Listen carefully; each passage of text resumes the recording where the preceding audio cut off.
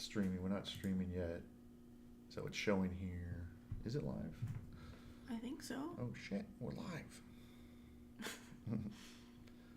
Let me see on my phone. You can see that we have never done this before. I'm gonna open up YouTube and see if we're live. I think we are. I don't know how to do technology. Look.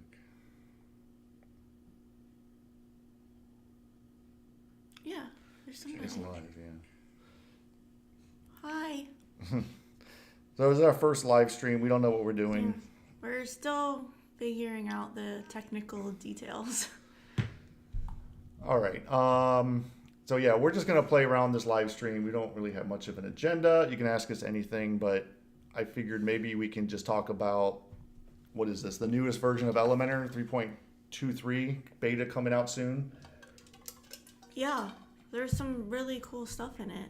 Yeah, let's see here. Okay. Yeah, so the very first thing is they're coming out with a new, this is only for Pro, so the new search widget. So I already have this kind of set up on a testing server, and it works pretty good. I was playing around with it, so if you just type in something like SEO, these are some old blog posts we have, and it works pretty good. I definitely came across a few things like this right here already. I can see one little bug is like you got to make sure that you have some content below, the drop down, because you're going to run into this, right? You see that? Oh, it just cuts off. Mm-hmm. So yeah, that's a pretty cool feature. Yeah, I think that we could definitely use that on our website because we have something like that currently. Yep. But we built it with Jet Search, Crockleblock yeah. and Jet Search. So this is really awesome that they're going to include this. I hope that it gets released soon so we can start using it on sites. Yeah, so look, here are the settings right here. It took me a minute to realize that you have to go underneath results and you have to turn this thing on. What does that say? Use keyframes not sent often. Okay, that's buffering. We don't know what we're doing with live chat, just so you know. All right, so this is where you can choose how many columns you want right here. So I thought this is kind of cool. So now if you do within here, now it should be like 5 columns. Oh, so, yeah. Nice. And it's all like responsive. You can tell how many items you want. I don't know if they're going to do like pagination or not, but Maybe. that would be helpful. Actually, I guess that's what that is, right? Items. So you only have so many items. Yeah. So yeah, with this live stream, you could just ask away if there's any questions anybody might have. So that was the first one, and the next one was this floating buttons thing right here. Let me scroll down here. So we don't know if we're going to really use this one too much. Did you read this up? Basically what you do is they have this whole new thing right here underneath floating buttons, templates, floating buttons right here. And you just create a new one. And let me see here. What's kind of cool is they give you some templates right here just to kind of get you an idea. Because I bet most people would set this up and not quite know where to start. So this is like a good starting point right here. Yeah, I think for right out of the gate, they give you a good amount. So if you just choose like this one, let's see what happens here. That's nice. Yeah. So one thing already I noticed is if you have a footer, you're going to run into my very first thing is I almost went in here and clicked this. You see if I want to go edit this, I'm thinking it's like at a widget level, but it's not.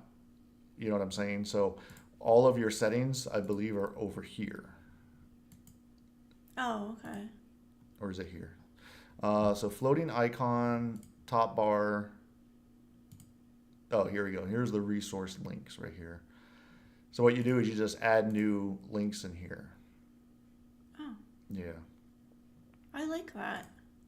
I definitely think that there's tons of use cases for that because people want to have little like chats and a simple call to actions. So well, I'm wondering, are you stuck on just using whatever they give you in here? So if I want to add like a video in there, can I do that?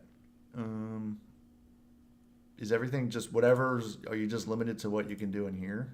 Platform? I don't know. looks like it right now. Yeah. But Huh. what does it say when you go to floating button? That's like what the Just icon the looks icon? like. Yeah. Oh, I see. Top bar. So that's right here.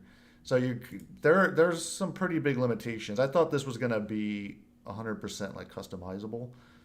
Let me go and add a new one and see if it's just me that didn't do that right. Because like, what happens if you wanted to add an image in here or some videos or something? I can't really see how to do that. So if we go, where is it under templates, floating buttons?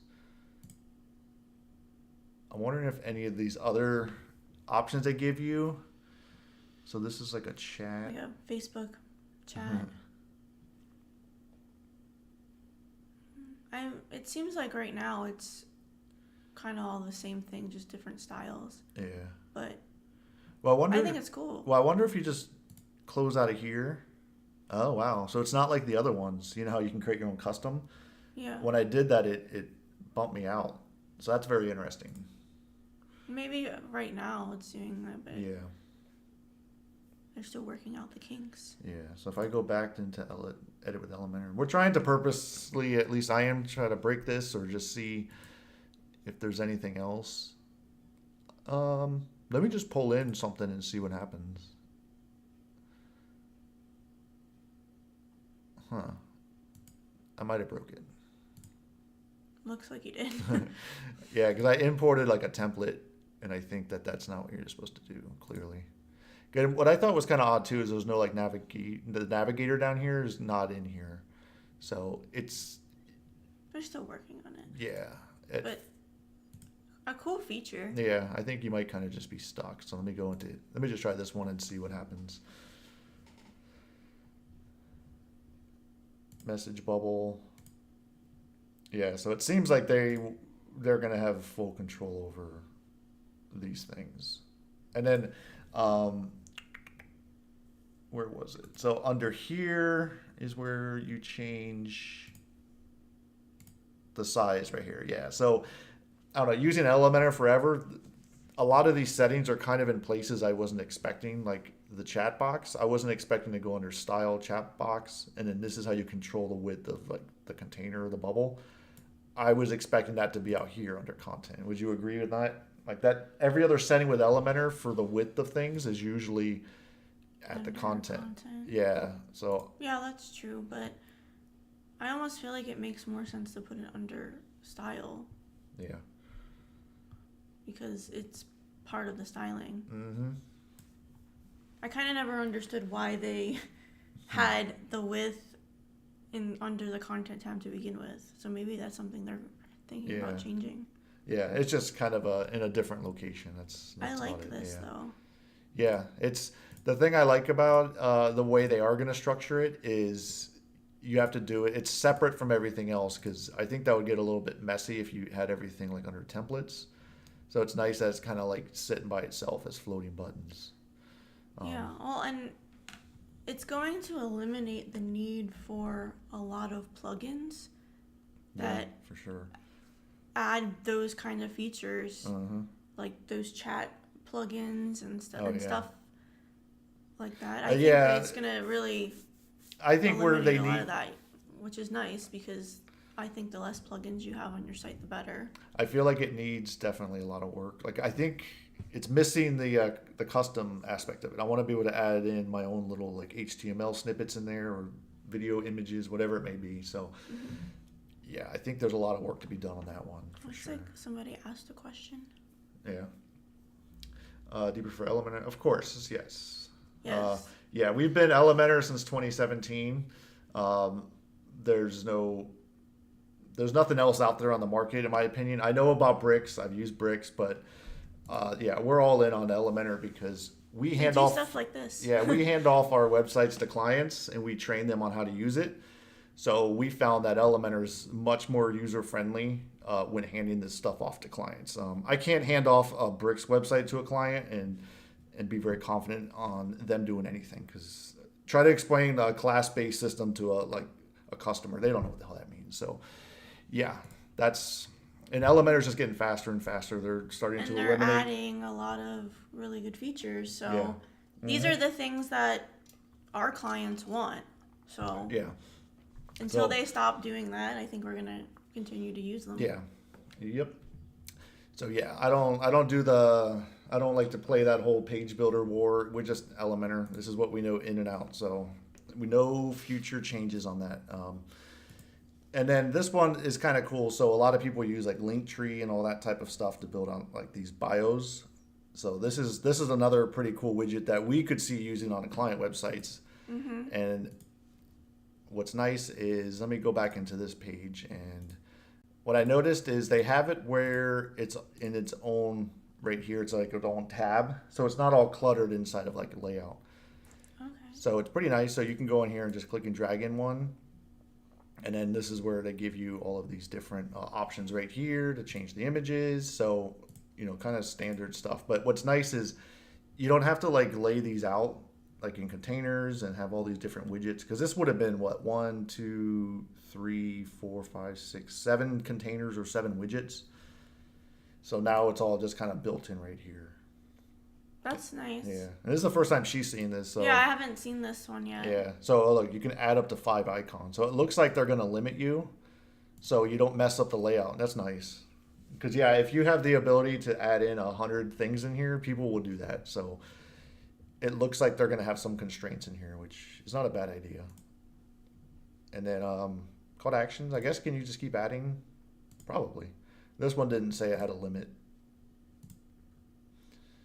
That's kind of nice, isn't it? Each one has its own thing. You could add an image, everything right here. So I know. A few years ago, I made a video on how to create a page like this. Mm-hmm. Instead of using something like Linktree or Yeah. one of the other third-party services, just do it on your website. So this is making it even easier. Oh, yeah. So And right this is a really good feature. Was it 7 of them right here? So they give you like 7 different ones to choose from. Yeah. So that's pretty nice right there.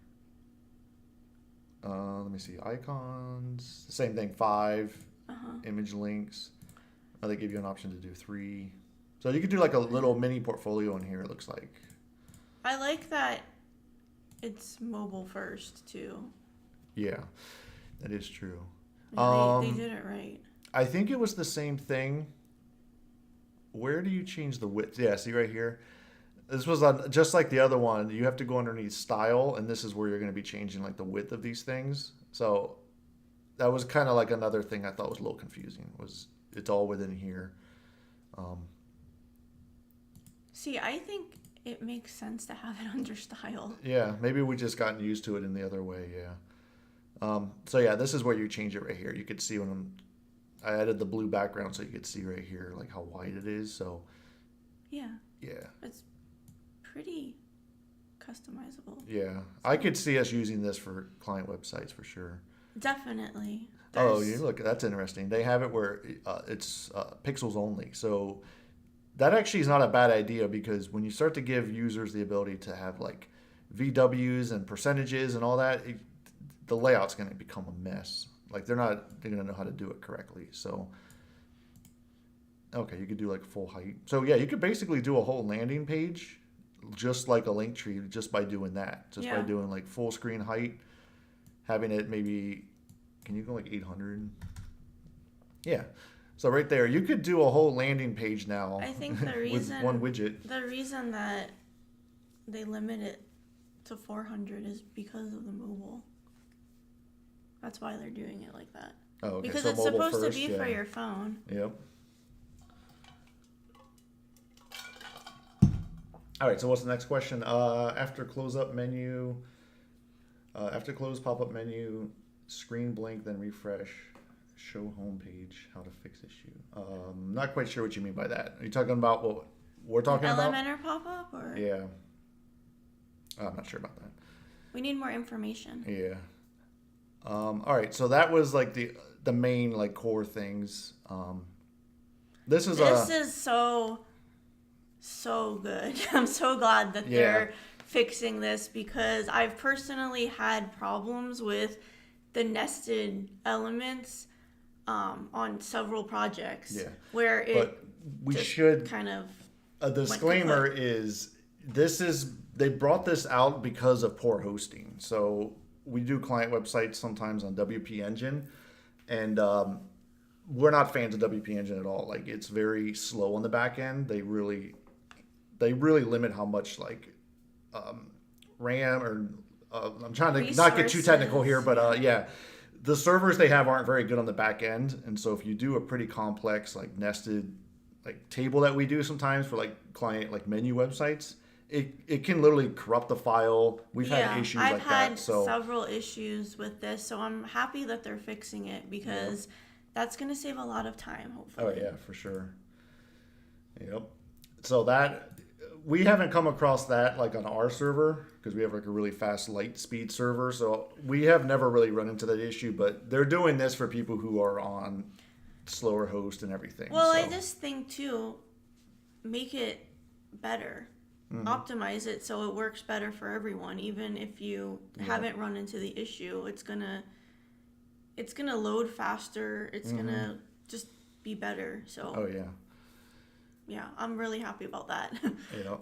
And then I haven't really read into this too much, but they have some new accessibility stuff for the mega menus because I guess there was some stuff they can improve there. So that's what I like about Elementor is they're taking accessibility much more serious, and so as developer and designers, we don't have to focus on it as much. A lot of this stuff should be built into the product that you use, so that's pretty nice. So that's overall like the latest beta version. So I'm on the GitHub right here, and what I like about doing this is people will submit any issues they have in here. So I do go in here once in a while. I used to contribute a little bit more to this, but I haven't had the time lately to be like a beta tester. So if you aren't familiar, you could always go into the GitHub. If you come across a bug, and always support, add it right here, and support will try to come out with it. But all right, so that was a really cool Elementor update. Now, Did somebody? big fan of your channel. All right, thank you. Oh, thank you. Keep up the good work. Yeah, thank you. This is our first live. We don't know if we're going to do lives, if we like them or not.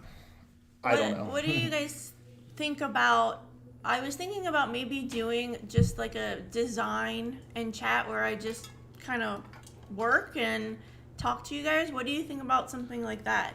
You can see how I design stuff and ask questions. We can just kind of hang out. What do you think about something like that? Yeah, that's what we want to do for live. I don't want to get involved with any sort of like drama, page builder drama, WordPress drama. I'm not into that, so that's not going to be on this live. I'm never going to engage with that type of content. So what's really cool is JetEngine came out with a big update too. So if you aren't familiar, JetEngine's a really good add-on on top of Elementor. It opens up so much more possibilities to do, whatever you want to do with like dynamic content, everything. If you don't know, Mark does a lot of videos for CrocoBlock, so go to their channel and you can learn more about how to use the plugins that they offer. Really good stuff. So this right here is probably the biggest update. I'm gonna play around with this this week, and this is components right here. So basically, if I go back into Elementor, this is basically what you're going to be able to do inside JetEngine now. So all of this like information right here, where my cursor is and all of these. So this is like a module that you could build on top of Elementor, and it requires like custom coding. So I think that's what JetEngine was like, hey, we're going to give you the option to build out your custom widgets now without touching any code, because I have played around with that before, and it's a pain in the butt because Elementor updates pretty often, and you kind of have to stay on top of any changes Elementor does, and they do a lot of changes. So unless you want to get into that world and update your widgets like all the time, it's not really worth it. But this is a huge feature. So now if you look right here, you could set this up, and so we might do this for our clients. We have to figure out if this is like a good workflow or not, but basically it's better than what they currently have, I think. Yeah, I'm gonna go quick and just kind of scroll down here, right here. So this is how you could do it in Elementor. It's a lot of steps. So to set these things up, it's a lot of steps, but let me kind of show you the end product, because I know you might be interested in how this is going to look. But you could see right here, you could set up like this call to action right here, where you can have the service image, the title, the description, link. So the client can just go into this widget and just change out the content here, and it'll update on the page. And so that's awesome. Yeah, that's going to give you the flexibility to hand off websites and have it where the clients can't mess things up as much, because we train our clients on how to like do these things, but they don't know the difference between like padding and margins. Right. And they don't understand that. So if you can design it a certain way and hopefully have some like limitations, that would be good. Looks like we got What was that question? So it says, yes, that would be great. We can learn a lot this way. Okay, well then I'm gonna do it. I'm gonna do some designing lives. Not sure when, so just be on the lookout. All right, so this was a pretty cool question. He was asking, can you explain Elementor full width versus Elementor canvas? Yeah. So full width, let me change this page right here. So a lot of times I like using full width. Do you use default or full width more often? It depends. Sometimes I use full width. Sometimes I use. It really depends on the site. If you see right here, what's happening is it's not full width right now, but let me go ahead. It's not going to the end of the page. It's not going but to when you change it, I'm going to change that right now. And now these widgets are not, but let me see. Is that because I'm under site settings, right? Yeah. And then why don't you just create a new page? Yeah. I think it would be easier to explain if you let me create a new page. Yeah. But I use both of them. Canvas is mainly if you just don't want a header and footer. Yeah. So that's like the main difference. Yeah. So let me just go ahead, hit edit. And you can explain this a little bit better than I can probably. All right, so this is full width right here. You did a full width. So right now it's on default, and then if you change it to full width, it should expand to the full width of the page. Is basically what that means. The footer is, but I have right now the header's not because I have it coded to not do that. But now you can see the footer is full width now. So and now if you change it to canvas, it'll remove the header and everything. Footer. Yeah. So if you need a page without a header and footer, you can use the canvas mode. And so you can see right here, if I add anything, it goes right to the top of the page. Yeah. There's no header with links or logo, or no footer with anything in it. Yeah. So there are times where you might need to use that. I don't use Canvas too often, but I use the full width pretty often, I would say. So it just depends on how you're gonna design everything. Yeah. What's the other question? Using your own servers to host client websites. Oh yeah. So I'm an admin server. I have been for like 20 years. So I actually enjoy running servers. So I run all of our clients on a really good fast VPS server with light speed. So if we get to a situation where we need to have more resources, I know how to upgrade to like dedicated, no downtime or anything like that. But I'm not into cloud hosting. If that's something that you're interested in, I don't have a need for it because all of our clients are here in the U.S. Most of them are, so location doesn't really matter. But we host all of our client websites. I actually enjoy it. It's a good way that we get recurring revenue. Clients host, and every month I go in and update everything. So it's like a good thing we got going on. And fun fact, at 4:30 this morning, the server went down for 5 minutes. So I was like, so I was on top of it. So it's not, you can't, I don't know how to explain it, but it's a lot of work. Yeah. You have to constantly be on call, I would say. Yeah. So most of the time, nothing happens. Yeah. But when it does, that's very rare for it to happen. But I was on top of it at 4:30 in the morning. So JetEngine is coming out with this. I'm excited for this. We might add this to our workflow. We don't know yet, but I think if we're using anything with JetEngine, it's gonna make it so much easier for clients. But you see right here, like the client would be able to pull in, or we could pull in just this widget, and then that's it. It's gonna have all of their settings in right here. So that's gonna be really cool. Yeah. Yeah, that's really powerful because, like I said, you could try to do this on your own, but it's a lot of work. Yeah, for sure. And then I'm going to explore this today. This is another cool feature they came out with is when you create a custom post type with JetEngine, all of your like meta fields all get saved into a really big database, all part of like WordPress. So whenever you do like a page like this, all of your content gets stored in like one big database, I should say a table inside, and it has all of that content in there. So if you add 100 meta fields, for example, that's going to get added to that and kind of bloat everything. So this new feature they're coming out with is going to give it the ability to, let me show you right here so it makes more sense. So now you see right here, this is your database table. So instead of it being in, it's usually under post, see where it says WP post right here, it's going to be its own thing. So all of your meta fields are going to sit in its own thing. It's very technical, but I'm going to see if it makes a big difference with speed and all of that today. So I think that's a good thing, because I was doing a video recently and it's hard to find where stuff is because everything's so bloated in the WP post. It's kind of controversial. It's funny. I'm gonna get a little technical, but Matt Mullenweg, he's kind of a big fan of throwing everything.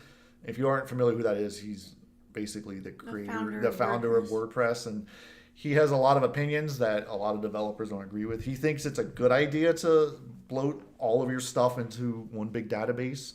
So then you get people like me and Crocoblock who are like, no, it should be separate because it makes it more organized. It should be faster, but that's kind of where we're at right now with WordPress. Is sometimes people agree and don't agree with things, but that's with everything. Yeah, that's with everything. Yeah. So yeah, that was really about it. I think there were some other features for sure with JetEngine, but yeah. Those are the two big ones. Yeah. They have some repeater field stuff, but yeah, lots of stuff coming on the scene for sure. I think that's. I'm excited about the new Elementor stuff for sure. Yeah. I think that this is going to eliminate the need for some extra plugins, so that's going to help with plugins and all that type of stuff. Make sure you don't have a bloated website. But yeah, I think that was it. What are we at? Almost 30 minutes. Wow, that went by really fast. I know, it goes by fast. Yeah. So yeah, we might do another live stream. We're not sure. We just wanted to play around and see if. Yeah, I think I'll definitely do the design and chat. We'll make some fun stuff together. Yeah.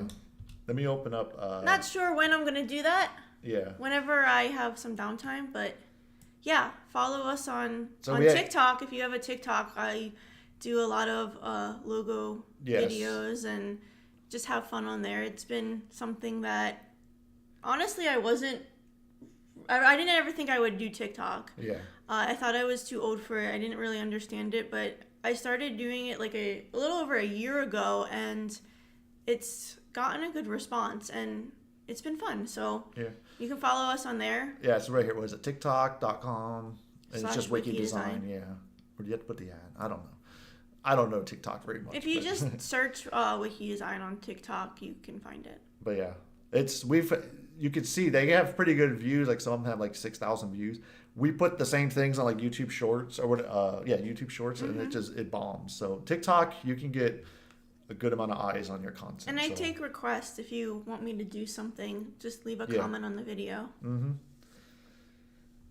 Alrighty, cool. Somebody asked, when I design with a container, should I use boxed or full width? It depends on how you're designing. If you need something to be full width, use full width. If you don't, use the box layout. Yeah. It really depends on the design. Yeah. I use both all the time. Yeah. It's okay to mix the two. Yeah, it's totally okay to mix the two. Like you can see right here, this is a good example. The header is in a box format. It doesn't go any wider than this, but then the footer is like full width. So you can have a situation where you can have both of them for sure. Another question, how much do you charge for a website? How do you approach it? The information is all on our website. It depends on if you're doing a templated design through our No Fuss package, which basically gives you hosting with a free website, or you can do a custom website, and that's $5,400 for our standard package. The way we approach it is pretty simple. I always tell people that they they make it too big of a deal when it comes to pricing. You just need to figure out what you feel your time was worth. Yeah, exactly. And what we also offer, which makes us a lot different, is you're getting a whole year of the hosting and the maintenance, and then we give you custom training videos. So a lot of people might not add those things on it, so that's and those take time, a lot of time, but yeah, I mean, you're gonna get a custom website, or you can do the no fuss package where we have build it off of a template. Yep.